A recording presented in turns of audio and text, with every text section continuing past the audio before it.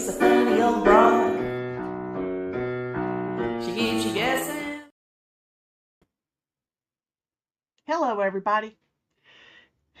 My name is Angela, middle initial K, last name Durden, and this is The Constrained View. Okay, we've got courts, pickpockets, drama, and preaching as part of our show today. Can't guarantee that's going to be it, but we'll see. Okay, so the overreach of these courts, the judges in these lower courts, is becoming legendary. Not in a good way either.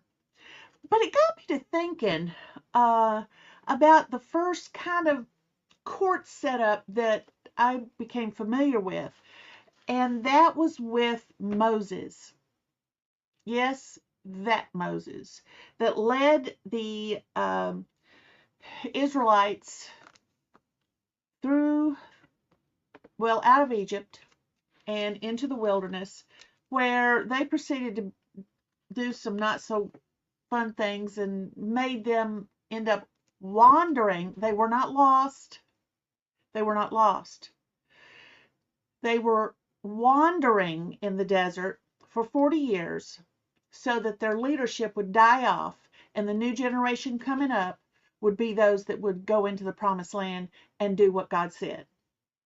So when the youngsters got older, their older generation was going to be gone for the most part, and they were the ones who were causing a lot of the trouble. So as they're going out and they're going in the wilderness and they're wandering around, you got a couple of million people there. That's with the aliens that were with them, some of the Egyptians, I should say, that went out with them. There were adults, children, they had animals, all this stuff. Some animals, but they had troubles. They had troubles. And where there's troubles, there's somebody that has to weigh in on it. Well, that's what happened.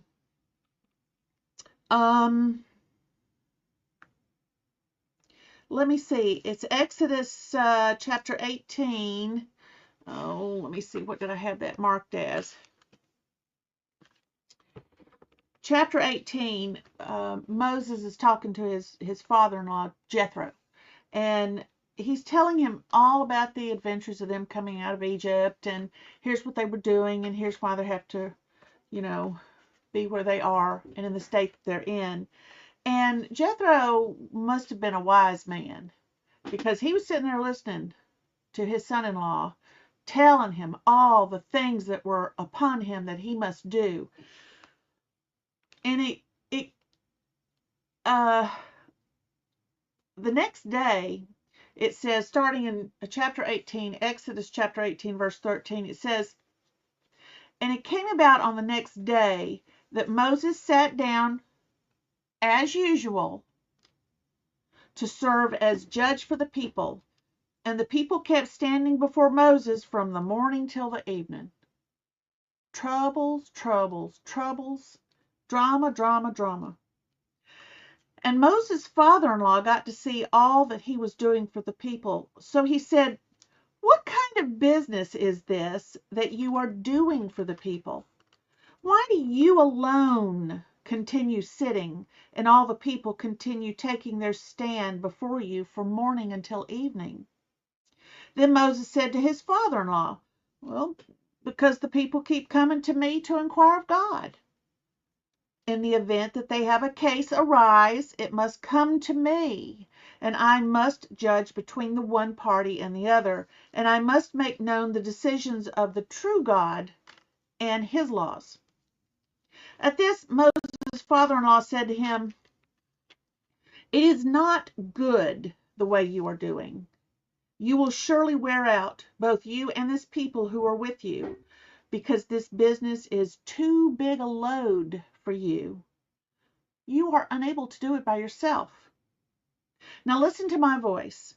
I shall advise you, and God will prove to be with you. You yourself serve as representative for the people before the true God, and you yourself must bring the cases to the true God. And you must warn them of what the regulations and the laws are, and you must make known to them the way in which they should walk and the work that they should do. But you yourself should select out of all the people capable men, fearing God, trustworthy men, hating unjust profit, and you must set these over them as chiefs of thousands, chiefs over hundreds, chiefs over fifties, and chiefs over tens. And they must judge the people on every proper occasion. And it must occur that every big case they will bring to you. But every small case they themselves will handle as judges. So make it lighter for yourself, and they must carry the load with you. If you do this very thing, and God has commanded you, you will then certainly be able to stand it. And besides, this people will all come to their own place in peace. So Moses listened to him and did it, and it worked out really well. And then his father-in-law, after having given his advice and seen it taken and that it was working, went on to his own home. Okay, so what that did was that set up a system of courts, if you will. You had your lower judges, the ones over the tens, 10, 20, 30, 40. Then you had the ones over the 50s, 50, 100, or just 50, 50, 50, 50, 50. And then you had the ones over 100. And then you had those over, you saw how it built out. And what they did was they themselves did not step into the place of another judge. It trickled up until nobody could handle it. Then it went to Moses. So Moses would be like the Supreme Court of the United States. And others would be like the Supreme Court of a state. And somebody else would be a federal, and somebody else would be a local. You see what I mean? The court systems are set up for a reason, and each is given their parameters. And these judges these days are forgetting that they have limits. And the constrained view is all about working within your limits. When you work within your limits, frankly, you get more done. People know what their lane is. People know if they are being invited to step out of their lane, they know to pass it on to the next one. Or if they're presented with something that is not within their purview, they know to pass it up. This has been working perfectly fine in the United States for, I don't know, since court systems were set up, 250 years or more, and it's been refined, and it's great, and it's been working good until we get activist judges. Well, can you imagine? They already had enough trouble in the wilderness. Can you imagine if these judges over 10 and 20 and 30 and 40 all started thinking they were Moses and interpreting the law any way they want and making things worse, making things confusing? Wouldn't work. Wouldn't work at all. So that's just my thought on the purpose of the levels of courts. Not all questions need to go to the top, and not all big questions can be solved at the bottom, at the lower rung. Okay, let's get to pickpockets. I got thinking about, with all the RFD wallets that you have these days, and everybody's zipped up, and they got these pants with big pockets in them, and you can snap them shut or zip them shut. Do pickpockets even have a picking field anymore? I don't know. But what I did do was I did look up about pickpockets in New York City. the NYPD still says they have a pickpocket unit to deal with this, because they have about 2,200 during heavy seasons of the rubes coming in from the countryside to see the big tree or watch a ball drop, that sort of thing. So they say they're so busy, these tourists are so busy that taking pictures and going ooh ah, that they're not paying attention to their pockets, their pocketbooks. They'll set them down to take a picture and it's gone. So that's technically not a pickpocket, because a pocket was not picked. The whole purse was stolen. But it seems to be that it is still a thing. But guess who they target the most? They mostly target teenagers and the elderly. And you can see why. I don't even think that needs to be, that doesn't even need to be explained. So that's that. Okay, we've got the pickpockets, and now we've got the drama. Drama. Oh, you want to talk about drama. Let me tell you what happened to me a couple of days ago. So there I am driving down the road, and I'm getting ready to pull out onto a main thoroughfare in my city. It's 4 lanes across. It's two this way, two this way.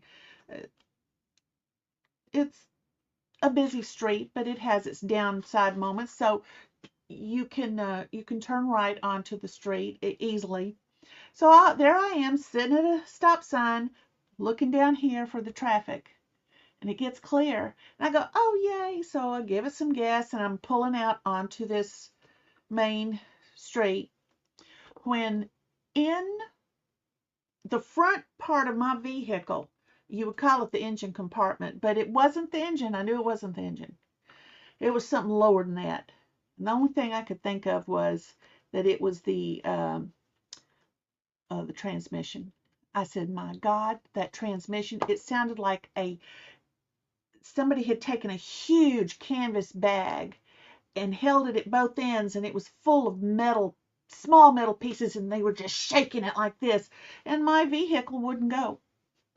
The engine was running fine, but it just wouldn't go. Well, AAA had to be called, and they got there, put my vehicle on the truck, and off we went. But before we got the vehicle on the back, I'm sitting in my vehicle because there was no way to pull over. There was nowhere to pull over. Besides, I couldn't move at all. But here comes, from this direction comes the AAA tow truck, and they're going to turn in the street behind me. And so I get out and I step off the side to the on the grass, and because I knew I'd have to get out for him to load it up. When up from the road this way comes this woman barreling like a bat out of hell, and she sees my vehicle, slams her brakes on barely, like that much, and she's hitting her steering wheel and cussing and screaming, just and then all silent because her windows were rolled up. I had my flashers on. They couldn't have been any brighter. It was daytime. She could see the vehicle, and the flashers were on, but she wasn't paying no attention. And she gets all mad, and she's cussing, and she's screaming.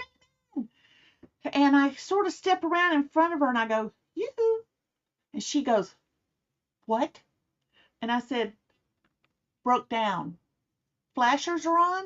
See the flashers? She was still mad. And she goes, oh, like, how dare I break down on purpose to slow down her traffic? I just don't know where she had to be in such a hurry. So she puts it in reverse because there was no way for her to pull out and around. That's how close she was. And the tow truck had pulled in the street beside me, was doing a 3-point turn to turn around and be able to come out and come around in front of me. and he's in a he's waiting for her to back up, and she is just furious. And now she's looking back at the tow truck like, ah, ah, ah. I thought, my God, woman, what kind of life do you have? What pressures are you under? And this is where you're letting it out. I mean, let's just say she might be having a loved one die, and she's having to deal with all of that. I don't know, and she could be. She could be. I know one time, one of my kids was in the hospital, and I mean, I thought they were going to die. They needed emergency surgery. I had been there for 2 days. They were still not out of the woods. I was all upset. My husband came and sat with me at the hospital because I'm not letting them be at the hospital by themselves without somebody there. And he said, look, go get you something, go get you something to eat, leave the hospital, go home, get a shower, rest up a little bit, and then come back. Okay. Well, I had been holding it together with big smile on my face and trying not to let the kids see that I was worried. Uh, I get in the car, I go down the street to a fast food place. I go in, I get myself a hamburger, and I order myself a drink. And I put the drink cup where you get the fizzy stuff and the syrup, and that thing exploded. I had Coke all over me. It was everywhere. And right then, I lost it. I lost it. I started crying loudly. I was bent over, just couldn't hardly catch my breath, and when I could, it all came out in tears. And people, they didn't know what the hell was going on. It was a Coke machine went kablooey. These things happen. Yet there I was in the middle of this. Gosh, what was it? I don't think it was at McDonald's. I think it was a Hardee's. Anyway, there I was having a freaking meltdown, and I finally got myself together, apologized, took my hamburger, left the drink, went out to the car, got home, took a shower, did a load of laundry, and then went back. And I said, oh my gosh, I can't believe what those people must have been seeing. So, I'm going to give that woman the benefit of the doubt. She may have been at the hospital and been holding it together for whoever was in the hospital bed, and helping them out and doing that sort of thing. But when she got alone, she had to let it out. So I'm going to give her the benefit of the doubt and say that's the case. In either case, it's drama, drama, drama. Well, guess who else is into the drama? The Democrats. By now, you've probably heard about oh gosh, where was that? It was, oh yeah, Newark, New Jersey ICE Detention Center. Okay, so we've got Jasmine Crockett running around going, ooh, ooh, ooh. We've got Pritzker going around, ooh, ooh, ooh. We got all these other Democrats. We've got to fight. We're going to fight you. We're going to fight you. We're going to battle, battle, battle. We need to be out in the street marching. That's what they say. Oh, yeah, bring the fire and the brimstone. Arr, against MAGA, and who hate all these people and they're wanting to deport them. Arr, you can hear them baying as they're running through the woods, chasing the poor little deer who lost its mommy and doesn't know where it's at. Really? Now that is drama. And for no good reason other than they're losing their money. Now, isn't that something? They're losing money because they've been dipping into the kitty for way too long. Way too long. Sneakily. It's like, here's the poker table, and everybody's playing poker, and there's this kitty. And you win a hand, and you go, I swear I thought there was more money in that, but you didn't know there was this trap underneath where the pool of money is kept, and every now and then they open the door and just drop some out and catch it in a bucket underneath, and it's theirs. So now they are hot-headed, frustrated, can't seem to catch a break anymore, because now we know all their tricks. We see what they're doing. So what do? They get out there. Pritzker said, more fire and brimstone. That's what we want to bring them. More fire and brimstone. Do you realize that he is representing the people of, gosh, what state is that? Pritzker. Indiana, Illinois, something like that. They all run together after a while.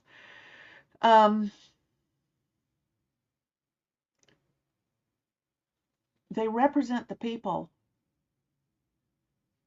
and yet all of these staged, stupid junk things that they're doing represent only themselves.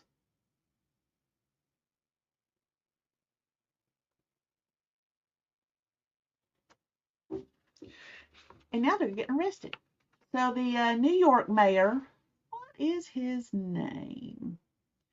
Mayor Ras Baraka.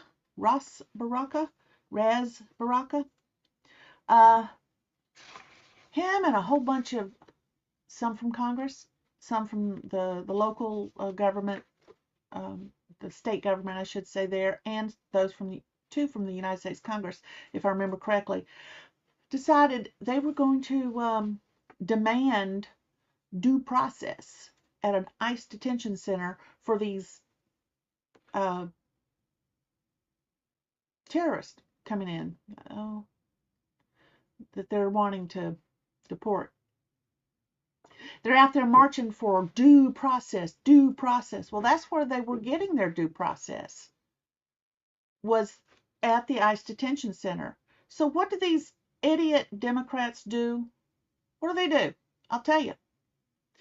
They wait till a bus loaded with these criminals is trying to go through the gate, and they start blocking things and making a big fool of themselves, making it unsafe, not just for the law enforcement there and the ICE people there, but for the prisoners themselves. It's going to get, bullets start flying, whatever. Because who knows who brought what? We don't know. We don't know. The Democrats brought chaos. Chaos. And I'm not talking about the chaos from Man from Uncle. Is it Man from Uncle was chaos, or was that Get Smart? They all run together. Oh, it's too funny. But they don't care, because you see, they want their money. They want their power. They want control.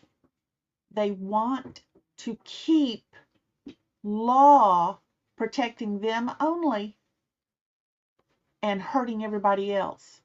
They don't care. I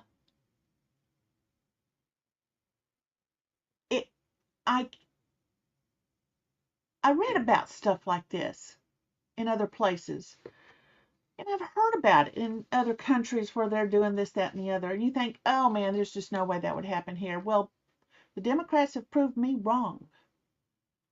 The Democrats they've lost their ever-loving mind.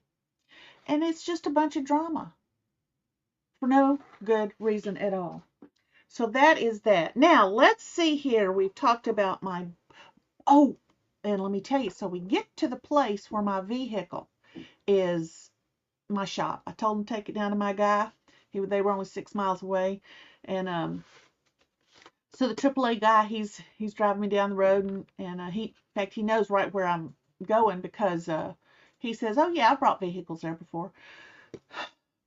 Gets there. I'm convinced beyond belief that it's the transmission. The transmission. What else could have that many parts go clunk, clunk, clunk, clunk, clunk, clunk, clunk? The guy pulls in. I go inside, get my guy. My guy comes out, he looks underneath, and I said, I think the transmission's gone. And I'm doing that, you know. Thank goodness I'm not having to do the mechanic work on my own vehicle. He goes out, and while my vehicle is still on the tow truck, he looks up underneath. He goes, "Oh, broken axle." What? I did not know a broken axle. To me, a broken axle, to me, an axle is one piece of metal that goes from one tire to the next. A solid piece. That's in my mind what it is. And I think that some of them are made that way. And I think all of them used to be made that way. But mine isn't. It's two pieces. So it gives it this, do they call that independent suspension? I don't know. But anyway, it allows it to do this. Well, there's in the middle of that is something called a CV joint. I think that's what it is. Anyway, this axle and this where it hooks into the CV joint and on this end just broke. And he said, yeah, we'll make a lot of noise like that because inside the CV joint is a bunch of stuff. Come to find out, what the whole problem was when he got the axle parts down. On each side were two engine mounts, one engine mount on this side and one on this side, that were just about to give. And they had been putting pressure on the things below it, and finally the thing below it gave way. So my engine mounts and my axles all fixed. Now let me tell you something. When I got in the vehicle and drove it after it got fixed, do you know that I could feel the difference? Obviously there had been some problem with it, and you know, when things are not tight like they're supposed to be, things just don't work. And you think, geez, I wonder what's going on with this thing. I'm gonna pay more attention, closer attention next time. And if I start feeling the same thing I was feeling before, I'm gonna take it up to my guy and I'm gonna let him check it out, and I'm gonna tell him what it's doing. Oh, if only I had known. I could have saved myself a bunch of stuff. Okay, let's see what's the next thing. Oh, there was my note. Exodus 18:13 through 27. But I think I read a little more. All righty. So on GPB here in Georgia on Sunday morning, I don't know what time it starts, it's something called the Georgia Gang. And they're supposed to get together, and they're supposed to be real smart and talk about politics and political things and decisions for Georgia and all this sort of thing. And I usually don't watch those kinds of shows because I don't like them. They're talking over my head, and I don't mean to say that I'm stupid. I'm not saying that at all, because we all know I'm the most brilliant woman in the world, uh, and I just don't know everything. Uh, but it won't be long before I'll start doing it. But they have this inside knowledge. It's like they're all speaking shorthand of some sort. And they're not explaining it to the listener. So to me, that's a waste of time. I'll figure it out, etc. and so forth. But they ended a couple of Sundays ago, 3 Sundays ago. They ended one that I here's how they ended it. Blah blah blah. Everybody's like happy, happy, happy, happy, happy. There's 5 or 6 of them on there, and then one said, "I want to make a congratulatory announcement to Senator John Ossoff, a Democrat, for the following: protecting women with pregnancy complications by giving them a right to abortion and keeping the 6-week abortion ban." Now, frankly, the way I look at abortion is, I don't care where in the process the mother's life is at stake. If to save her life, you must either take the child by cesarean section, before it's viable and you put it in a NICU, or perform an abortion. If the abortion is not done, both the mother and the baby will die. If the mother and the baby both are going to die, then you know what? Sacrifice one. But that's always for the mother and the father of the child. Let's make a decision. The mother mostly, because it's her life that's on the line. So all this abortion stuff is abortion as a political statement is wrong. The child did not get a chance to weigh in on this. Hey, mommy, mommy, you, mommy, mommy, don't kill me. No. So all this protecting women with pregnancy complications is just another way for this person to make Senator Jon Ossoff look like a hero that's going to save the day for women and get some votes. That's all it's for. They're already queuing up for this stuff. She also wanted to congratulate him for having a town hall where no one hollered, no one was escorted out or tased. This was in a direct insult to Marjorie Taylor Greene's town hall up in Cobb County, where they had to tase somebody to get them out. They had to carry some other people out. They had to stop these people from disrupting an actual town hall. So this woman is congratulating Jon Ossoff for having such a well-mannered group. You see how well-mannered the Democrats are? And yet it was the Democrats who made the Republican town hall get screwed up. It was Democrats who were being carried out.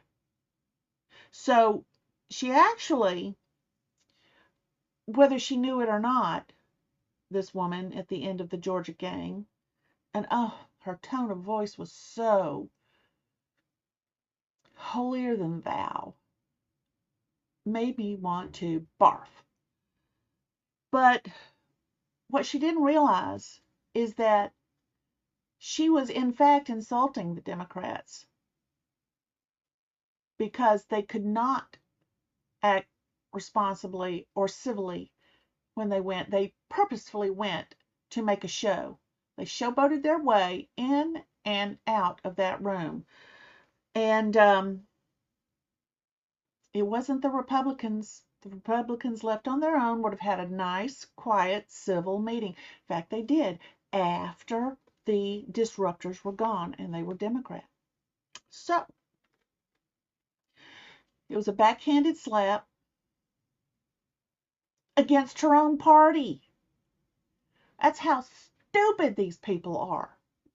Unfortunately, that's the way it is. So let's see here now. Did you know that NPR has a politics podcast? Let me see if I can share a screen here. Oh, I didn't. Let me see if I put that under my podcast links. Hang on one second. Podcast links.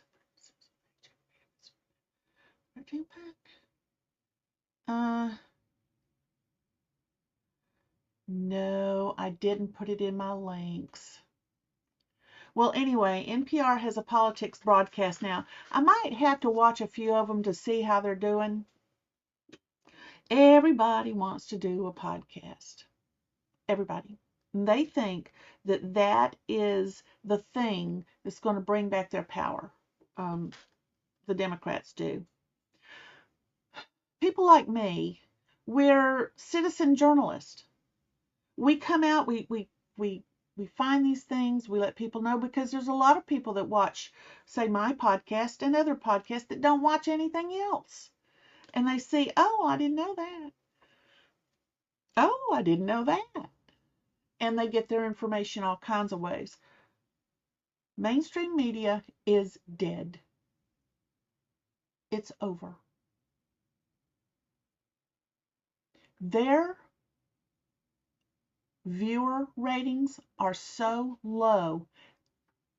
All the C-suites are panicking. They're all panicking. What are we going to do? You see, they get paid advertising rates based on how many viewers they can prove they've got. They can't prove they've got, I mean, the numbers keep going down, down, down, down. And they keep doing stupid stuff even then. And the numbers just keep on going down. Well, NPR Politics podcast is going to find out the same thing. I'm sorry, I did not get that link. I swear I thought I put that link in my podcast links thing to be able to show it to you. My bad. Let's see if there's anything else. No. I'm going to have to make myself a note to do the NPR Politics podcast. Maybe I'll, it depends. I may be able to get some little snippets and show them to you or something like that. We'll see how it goes. But that's it for today. Courts, pickpockets, drama, and preaching. Oh, that's right. My last thing, preaching. Okay.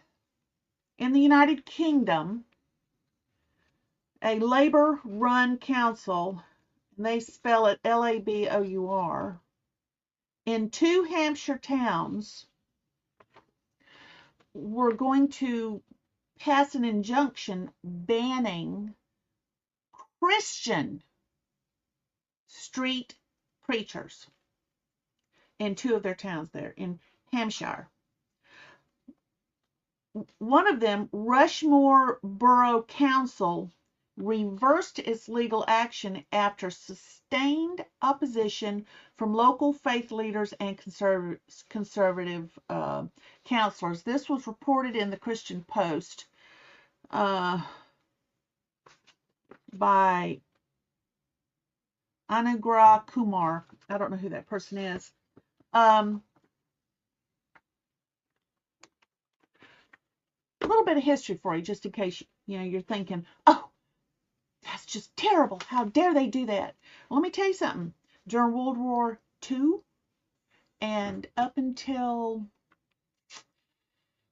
70s or 80s in the United States, there were cities, counties, small towns that banned preaching from door to door or on the street by Jehovah's Witnesses. This was taken all the way to the Supreme Court, these battles, because they were going totally against the Constitution. So it took a long time to get all of these people straight as to what the constitutional rights were for not just Jehovah's Witnesses, but there were others. Mormons were targeted also in some communities. How dare they come to our door, knock on the door, and try to tell us something about God, Look, if somebody knocks on my door, and it's happened in the past, and they want to share with me something from the Bible, I can tell you right now, I talk to them. They went because they care so much for other people. They took their own personal time, paid for their gas to get there, to come and knock on my door and tell me something that might cheer me up about God and about the future.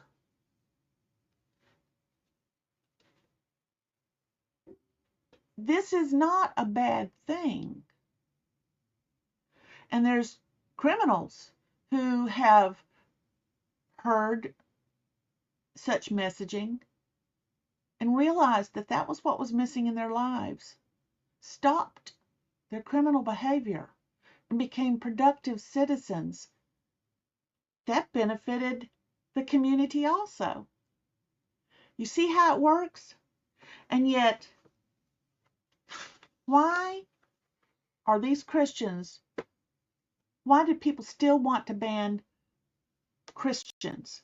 They're not banning this non-Christians from going around sharing their beliefs. And yet those are religions, other religions. It's only the Christians.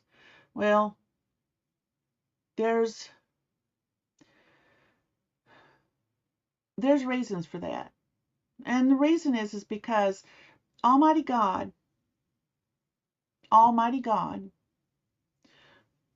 had that Bible written for us so that we would know the history of mankind, so that we would know who is responsible for all the evil in the world, Satan, how we could combat Satan in our daily lives and in our communities,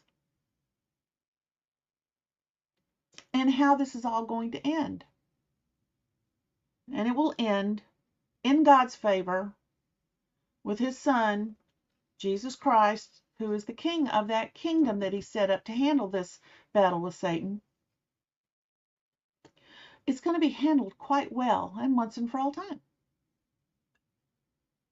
At their time. They know when it's best.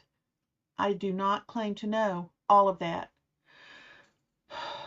And the Bible doesn't tell us when that end of the bad things will be. It just says if you think you know when it is, it isn't. Only God knows. This was Jesus Christ actually who said that. He was still on earth, and he said, only God knows when the end will come. Jesus wasn't God, so even he didn't know. But now as the king of that kingdom, once he died faithful and was resurrected and went back to heaven to be with his Father, I'm sure he knows when the end is going to be now. But at the time, he didn't.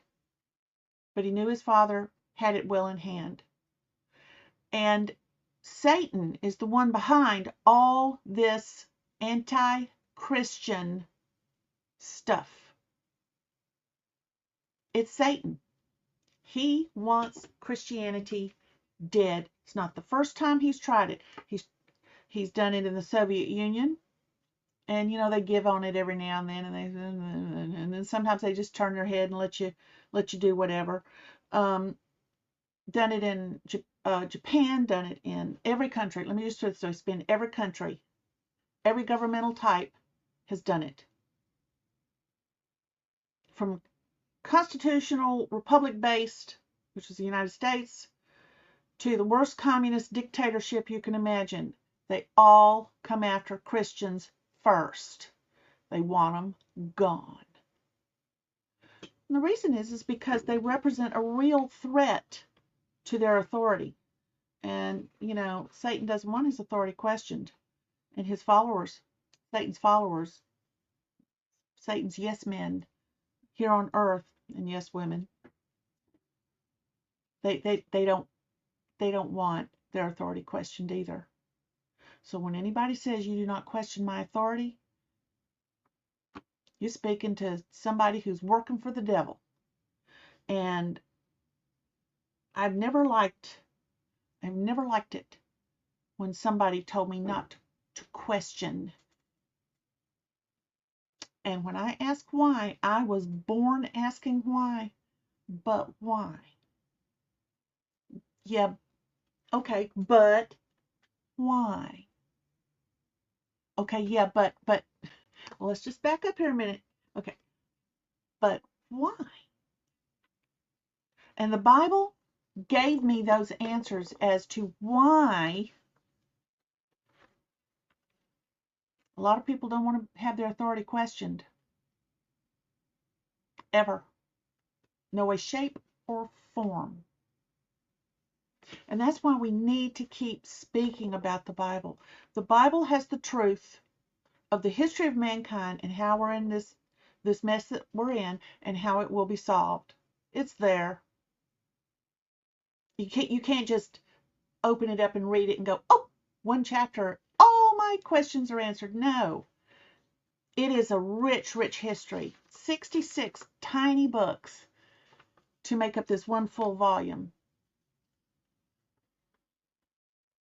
There is an internal harmony in the Bible that doesn't exist in any of the other so-called holy books. You can check it out. The internal harmony is there, even though written over a period of 3,200 years. It was all written and collated.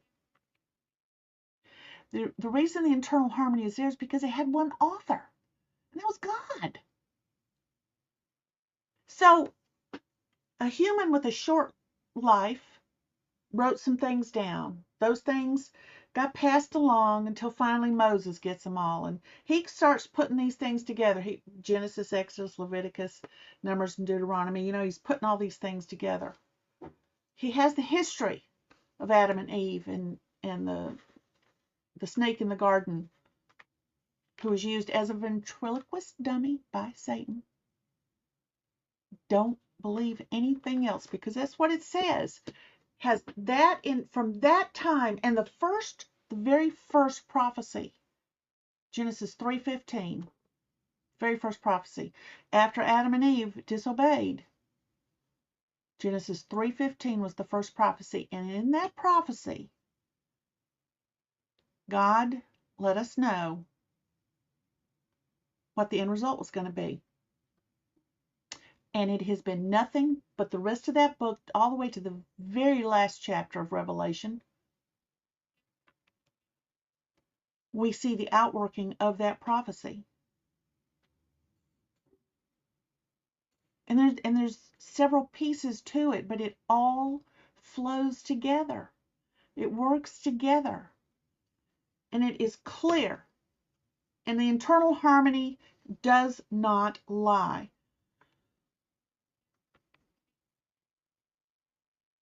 Get to know the Bible better. Really, you should. Well, let me see if I can put, I meant to put a banner at the bottom. Thank you for liking and sharing. Let's see. No, that's not the one. I think this is it. Yeah. You see down here, hang on, it's coming around again. Here we go, here we go, here we go. Come on, come on, come on. My contact information, Angela Durden at msn.com, is my email address. If you have any other questions, about what I was just talking about the Bible and that sort of thing. So feel free to give me a holler, and we will do this again. Let me think about this now. I think that was it for today. Yeah. Well, let's say goodbye and ta-ta. See you later. She treats you right.